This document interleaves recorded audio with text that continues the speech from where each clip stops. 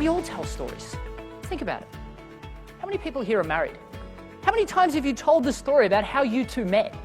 The story is this theatrical masterpiece. I tell this part, you tell that part. At the end, we smile, we hold each other's hands, and we look at each other.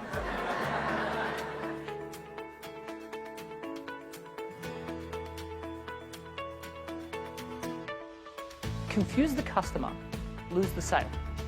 Now, sure, I get it.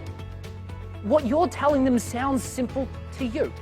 For you, the devil is in the detail, the tech jargon. What I want you to do instead, I just want you to tell them a story. What we need to be thinking about are what are some of our best customer success stories, and how can we utilize those to tell clients to close more deals in shorter sales cycles. Since Matt has left and we've continued our practice, the board themselves have increased their ability to get wishes sponsored by another 15%.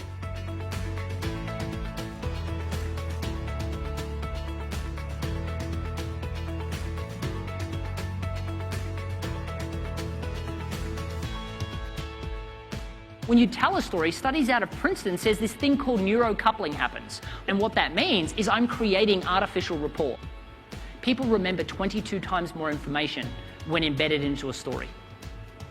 For instance, if I was going to tell you to remember chairs, porridge, and beds, and say a year from now I'm going to come back and ask you what those things were, there's no way you're going to remember what those items are. But going back to Goldilocks and the Three Bears, not only will you remember what those items are, you'll remember the order they were told.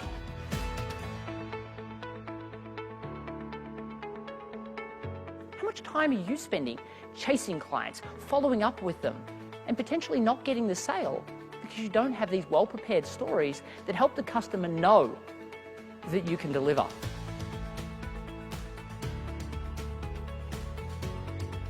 I went from scared to sell to teaching hundreds how to do it. Now, thanks to my best-selling book, The Introvert's Edge, I get the opportunity to teach thousands. You need to have a very refined sales script that leads to an objection, like the commercial real estate company. That objection leads to telling a story.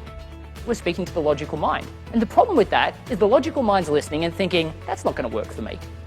The emotional mind, however, loves stories. They hear a story and they're like, story time! It short circuits the logical mind and you speak directly to the emotional mind. And it doesn't listen to any of the details, it just assumes all of that to be factual. And it's listening for the moral of the story.